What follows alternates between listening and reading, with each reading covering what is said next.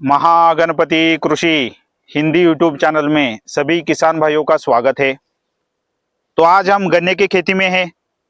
तो गन्ने की खेती में अंतर फसल लेना बहुत ही आवश्यक होता है। एक्स्ट्रा इनकम के लिए यह अंतर फसल बहुत ही आवश्यक होते हैं।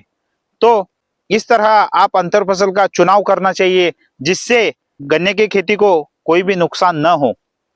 तो आज हम चने की खेती अंतर फसल गन्ने की खेती में किस तरह करना चाहिए इसकी जानकारी आज हम आपको देने वाले हैं। तो दो पंक्तियों के बीच का अंतर आप 4 फुट रखिए और उसके बाद पहले आप गन्ने की खेती की शुरुआत कीजिए। पंक्तियों में नालियों में इस तरह गन्ने की खेती की शुरुआत कीजिए।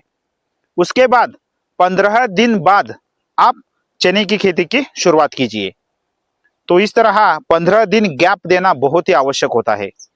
तो चने की खेती करने से जो वातावरण में नाइट्रोजन होता है उसका फिक्सेशन मिट्टी में यह चना करता है। उसके बाद जो माइक्रोबियल एक्टिविटी होती है हमारे मिट्टी में वह बढ़ जाती है। इससे आगे गन्ने को बहुत ही अच्छी तरीके से फायदे होते हैं।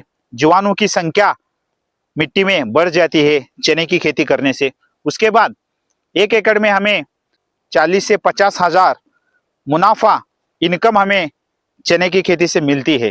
तो इस तरह हमें चने की खेती अंतर फसल लेने से गन्ने की खेती में बहुत ही अच्छी तरीके से फायदे होते हैं।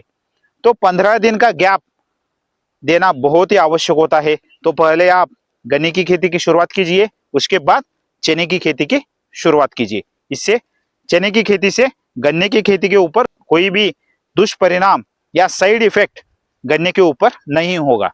तो 15 दिन का गैप रखना बहुत ही आवश्यक होता है। चने की खेती अंतर फसल गन्ने की खेती में लेने से बहुत ही अच्छी तरीके से आपको फायदे होते हैं। तो मिलते हैं नेक्स्ट वीडियो में। थैंक यू, धन्यवाद।